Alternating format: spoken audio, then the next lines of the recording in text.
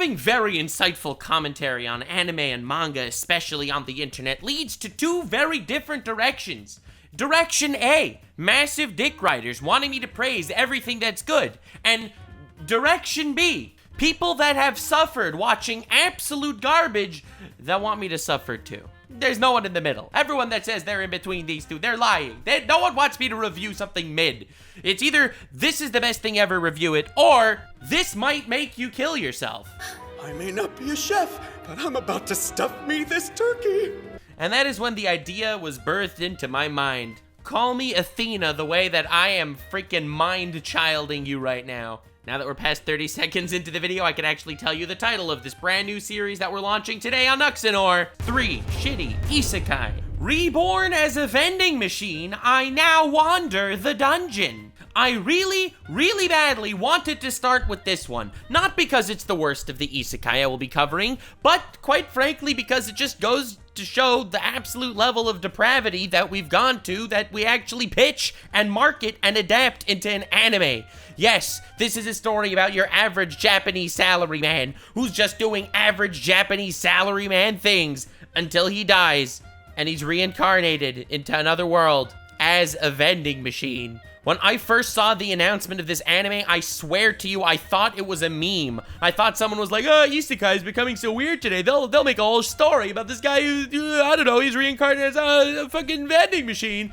But then it happened. And there I was, once again, tap dancing between reality and fiction, trying to figure out exactly which is weirder. And then I actually watched this show. This show's weirder. So, because of our main character, Boxo, as he's later called, because he's a fucking box, and this show is about the creative levels of kick streamer with a restraining order. Before I actually tell you anything, I will have to admit to you that it's actually not bad. I know, it's crazy. It's not good, don't get me wrong. If you go into this expecting something good, you will be disappointed, but it's not bad either. And now you're probably thinking, well, he's a vending machine, but he could probably talk. No, they did so much research into Japanese vending machine culture for the sake of this isekai, I am almost embarrassed at how much I've learned. Boxo, your average Japanese salaryman before transported to another world, was a vending machine enthusiast. It was his favorite thing. So God gave him a second chance at life in an alternate world, a fantasy world, taking place in a dungeon in the fantasy world. And yes, the entire story takes place in that dungeon where he's a vending machine, the thing that he loved so much. Honestly, I think God was just trying to prank him. He was like, bro, all these other guys getting transported to this other world, they're gonna have a harem, they're gonna be overpowered, they're gonna be awesome, but you wasted your life sucking off to vending machines, and we're just gonna turn you into a vending machine now.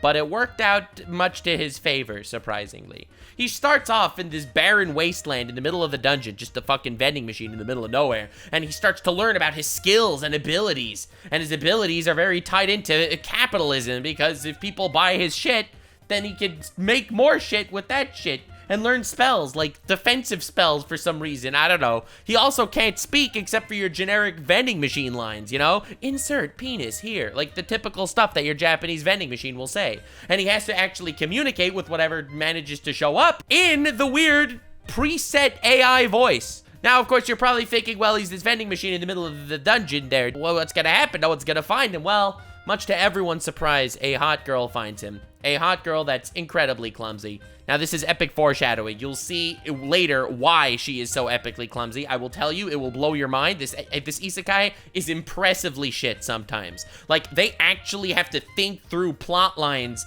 and foreshadowing to come up with the level of shit that this isekai actually is. And somehow, I enjoyed it.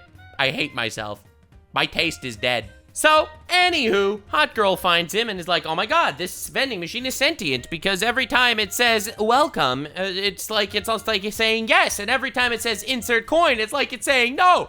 And they could come up with this whole freaking love language between the two of them. She's so enamored and excited by all this food, these incredible snacks and potato chips that this vending machine is able to make. She ends up picking up the vending machine with her colossal strength and dragging him all the way to the village, where he gets a harem. Yes, you heard correctly, a harem. He's a vending machine that can't speak aside from the generic keywords, and he has a harem somehow. Anyway, they end up going on like this whole mission, this adventure going on to take down some villains, whatever, some gang of evil frogs or whatever the shit. And obviously they take the vending machine along because it's like, holy shit, we just put in food, we put in money, we get food. This isn't crazy. This is like a life hack. And meanwhile, the vending machine could give away stuff for free, but he's like, why should I do that? If I get money, I get skill points.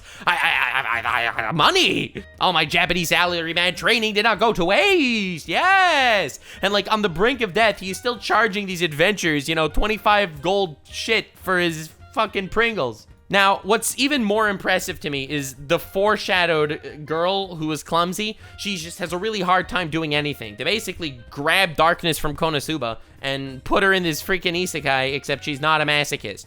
The hilarious thing is, despite her incredible strength that she's just carrying around Boxo on her back like it's no problem, she has terrible accuracy until she realizes, wait a second, all my attacks are landing. My hits are hitting.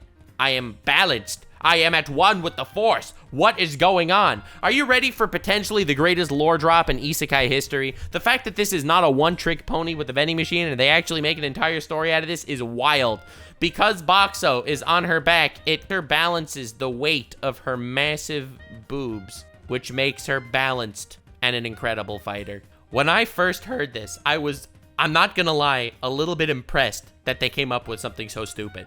A reason so dumb to bring Boxo into every single battle, despite the fact that Boxo was absolutely useless. It's a vending machine! But they still bring him into every battle because he literally buffs the girl with the massive bahugas just by being on her back. And of course, more and more people are impressed with Boxo and realize that Boxo is sentient for some reason. And Boxo can change his inventory to other random shit that you find in Japanese vending machines. And like when the giant evil toad monster attacks, it's this giant fire toad creature. It's so powerful, they don't stand a chance. And they're like, what do we do? I don't know. Anyway, someone's trying to steal Boxo in the chaos and they manage to stop him, and they stop him because Boxo turns into a vending machine for some hot shit and burns him, literally defending himself somehow. And they're like, oh my god, you tried to steal Boxo. Anyway, they have the dude tied up and all that fun stuff. And Boxo starts becoming a vending machine that is making Mentos. And they're like, we don't need this, Boxo. What are you doing? And then the guy that's tied up on the ground is like screaming and squealing. So they stuff his mouth with the Mentos.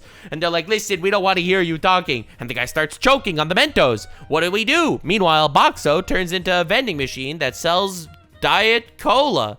And they're like, holy shit, it's Coke. I don't know, he's choking. We should put cola in his mouth so he stops choking. And they put it in his mouth and it explodes because it's Coke and Mentos. I swear to God, I am not making this shit up.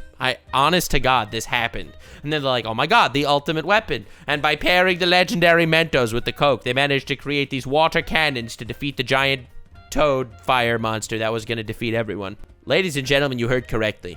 This show is fucking batshit insane. My favorite scene in the actual show is when Boxo is kidnapped and captured next to this lady who's gonna be a slave because it's an isekai, and you can't have an isekai without slavery in the modern era. And, you know, people break into the cell to, you know, fucking do whatever shit they want with this girl who's a poor slave. This poor slave girl who's captured. Oh, we're gonna molest her now because this is an isekai. And if you're not molesting women in isekai, you're not even a bad guy anymore. So they show up in the cell and they're about to rape her, and Boxo turns into a vending machine for porn magazines. And all the people that come in to rape the girl see the porn magazines. They're like, holy shit, this is even better. And they just take the porn magazines and leave, and they don't rape the girl. And then of course she falls in love with Boxo for saving her. And the harem continues to grow. This is every arc and every story in this entire show. It's about a fucking vending machine who just does vending machine things. He doesn't do anything different. That's everything that he does. It's not like they're gonna debate you later and it's like, oh no, it's a guy who has powers of vending machines. He can turn, no! He stays a vending machine this entire show! It is honest to God impressive that they managed to come up with an entire story with multiple story arcs and characters and world building and execution of all these incredible tropes, and he remains just a vending machine and somehow the pinnacle of masculinity at the same time. This man's pulling bitches like he's Andrew Tate and he's just a fucking box. I'm not sure if it's supposed to be some sort of self-insert story or it's supposed to make you feel bad that this literal box that could say 2 preset words has more riz than you do. But ladies and gentlemen, this had to be mentioned here. Just a gimmick concept taken to such an absolute extreme to actually genuinely create a story that's not even that fucking terrible. It just had to be here. It's like peak shittiness at the point where they could take a gag concept and turn it into like a fully fleshed out story like this. I have never heard of a worse concept for a story actually become a story. 3 shitty isekai. Alheim Online is one isekai arc within the greater Sword Art Online franchise.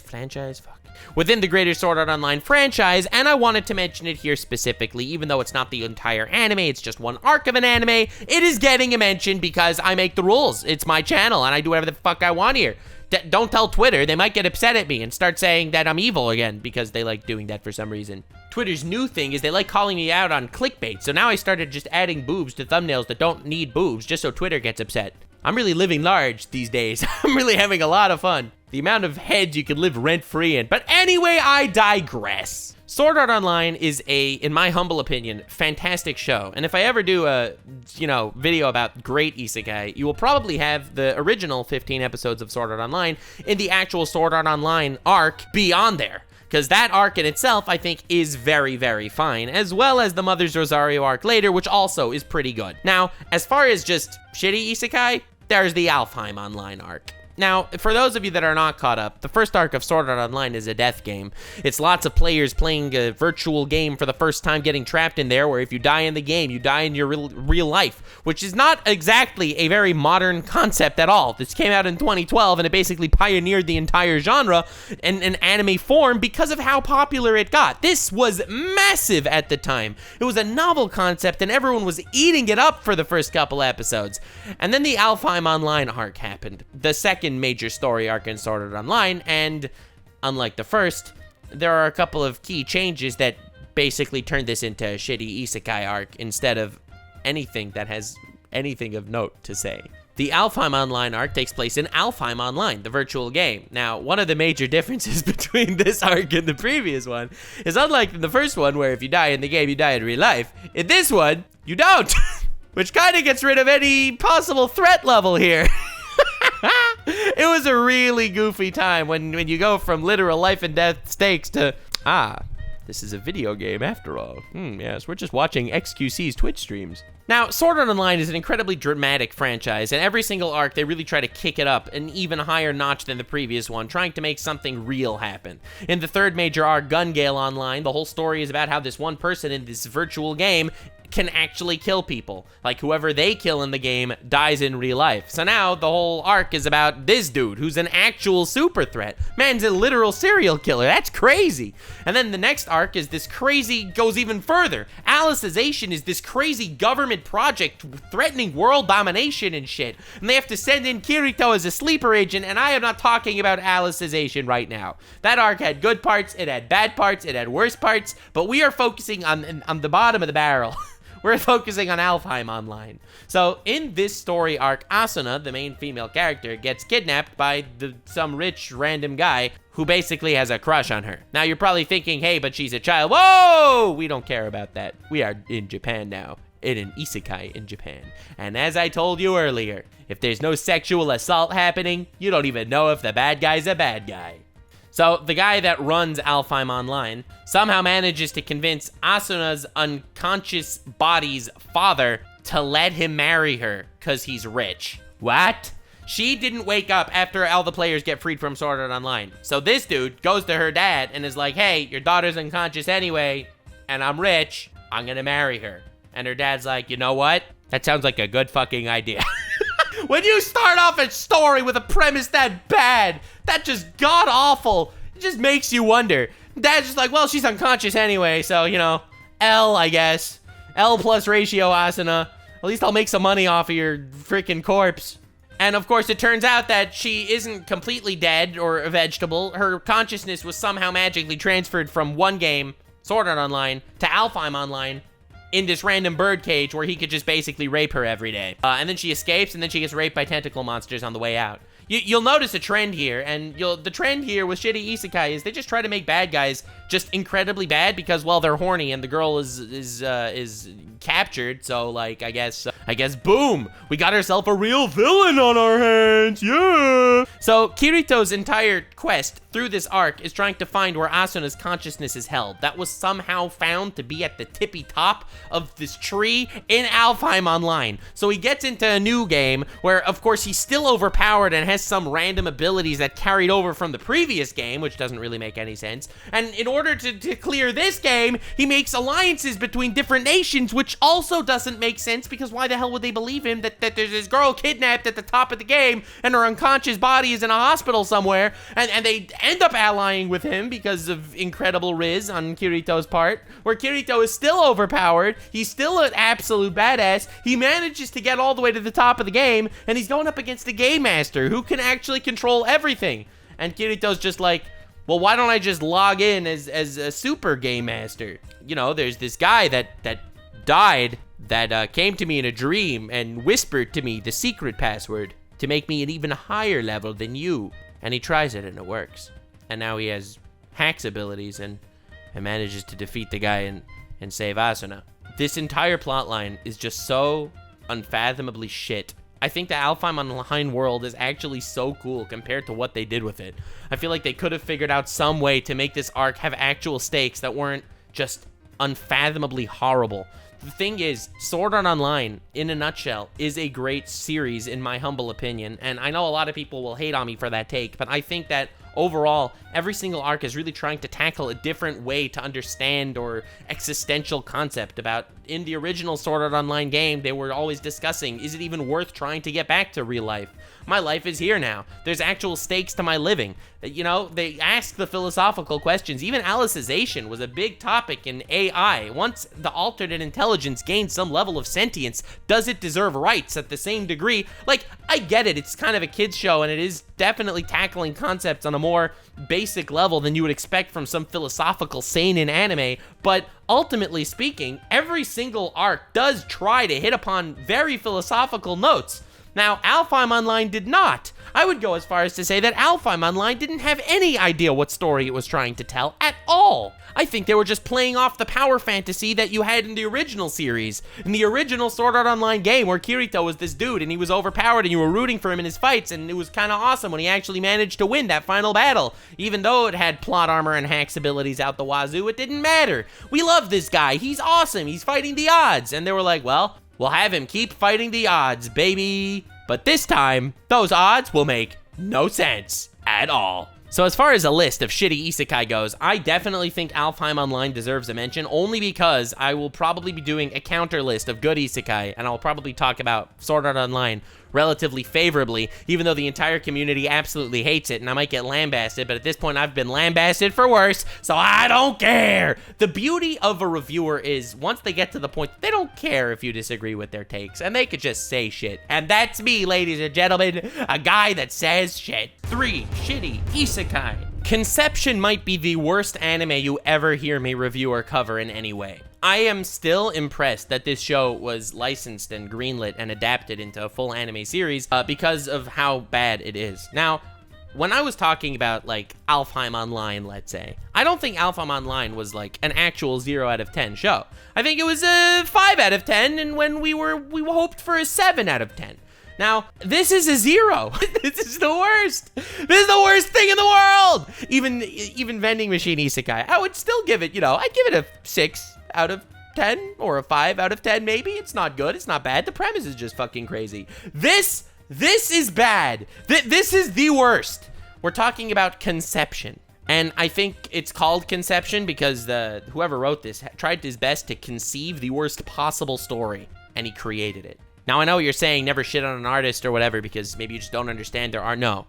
Some artists can be shit on, and whoever made Conception is fucking one of them. Now, I did just lie to you before, and that lie was simple. It wasn't that I think that that's why it's called Conception. I just wanted to be a segue to make fun of whoever created this atrocity. You see, I know why it's called Conception. It's not clickbait, actually. It's not. I wish it was, but it's not. It's called Conception because the story takes place at the top of a school where the main character, a high school kid, goes up to the roof to see his cousin, another high school kid. This is a good start. And that other high school kid, the girl, says to him, "My cousin, I am pregnant." And he gets like all flustered and surprised. And he's like, "Oh my God, how did this happen?" And she's like, "Oh, don't worry. I don't think it's yours. We don't usually do stuff like that." And he's like, "Oh, thank God. Whose is it?" And she says, I don't know." And boom, they get transported into another world. Light in the sky. They get transported to another world. That's it. Yep, that's the premise. That's how it starts before the transportation to the other universe. And I warn you, it gets worse from there.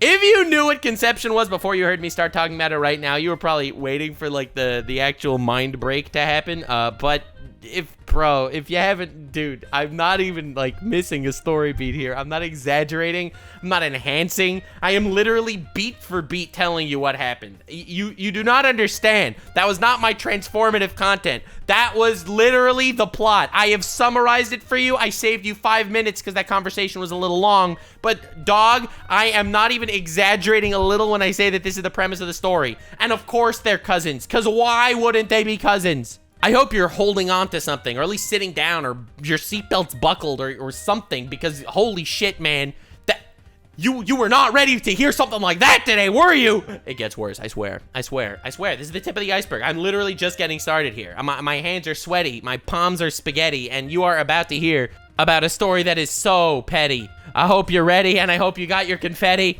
This show makes my brain unsteady. I reached for the machete, and to be frank, I wish I took my life already. In Minecraft, YouTube, in Minecraft, not obviously in real life, YouTube, don't demonetize me, I'm just talking about cousins having sex. Now that they're in this new world, everything gets much, much better. You see, she simply births a demon. Yeah, the dad was God, and now she births a demon, and he manages to magically summon a sword and slay the demon that she births. I told you, you were not ready for this. Is the worst anime ever, maybe. It might be the worst anime ever, and it gets worse. Anyway, she meets a very horny raccoon flying in the air, and the horny raccoon tells him, "Hey guys, welcome heroes of legend to this new world where we need you to defeat the 12 freaking demon guys." And he's like, "Oh shit, how am I gonna defeat the demon guys? I'm just some random dude who somehow has a magic sword, and this is my cousin who's sexy." And the raccoon guy's like, "Well, I'm glad you find your cousin sexy, because the only way to defeat the demon lord is to have 12 children, because they'll be strong, and all 12 of those children are gonna have magic powers. So just have 12 kids." And he's like, "Oh shit, that's weird. I'm gay. I don't want to have 12 kids." And the flying horny raccoon says, "Well, good news, because you don't actually have a choice in the matter." You don't have a choice in the matter. This show's fucking bad. Have I mentioned that it's bad? I would rather have a wet fart in public than talk about this show anymore. I don't know why I subject myself to this. But anyway, they gathered the 12 maidens because there are 12 legendary maidens who have been set aside for the hero of legend once he is born. And one of the 12 maidens is obviously his cousin. And now he has to have children with each of the 12 maidens to birth creatures that are strong enough to defeat the demons on each of the 12 levels of this dungeon and save the world. And he's like, "Oh man, that sucks." And obviously the first maiden that he sleeps with and impregnates and has a kid with is his cousin, because I'm the most comfortable with my cousin. I can't make this up. So that happens, and then they birth another one with another one of the freaking maidens, and it's not enough. He goes into the dungeon with his 2 little freaking children at his side, and they easily get clapped by the first of the 12 demons, and it's like, oh god, how is this gonna work? And then they say, oh well, there's this unprecedented ritual to create even stronger children. If you simply just sleep with 2 women at the same time, the 2 children that they birth will be even stronger. And he's like, oh shit, this is so good. I'm so happy about this. And they do it. And they gather 2 of them, and they're like, oh, one of them's like, no, I'm a tsundere, I don't want to do this. And the other one's like, oh, to make my country proud. And the other one's just a freaking hornball. And every single one of these maidens just fits into a different cringe possible archetype for female characters. And every single one of them Every single one of them doesn't want to do it, even though this is what they were waiting their entire life for. And then he manages to riz them into submission, and then they freaking explode everywhere. And of course, you have the running commentary of this horny fucking raccoon Cupid flying around the entire time. Literally does not shut up. 50% of the dialogue in this entire anime is running commentary of this horny raccoon guy flying everywhere. And he just looks at the guy, and he's like, I am so impressed by how satisfied these women looked after they've become impregnated by you. And he's like, oh geez, Willikers, thanks flying raccoon guy. This is the worst anime ever conceived, if you see what I did there. I don't know why I decided to make a video talking about the shitty isekai before talking about the good ones, but I hope you're happy with my suffering because you heard enough. Whereas the other two isekai, I've talked about why they've made it to this video. This one I will not. I think the plot summary in itself suffices. This is the worst anime ever made. I don't know. I don't know what I'm doing with the rest of my life. I'm gonna go take a shower and just fucking cry. Anyway, thanks for watching. I hope you enjoyed 3 shitty isekai. Definitely subscribe for 3 more shitty isekai whenever I have the wherewithal to actually make them. But if I'm gonna sit through this shit, you are gonna hear about them in gruesome and gratuitous detail. Thank you for being here. Stay weird, fam.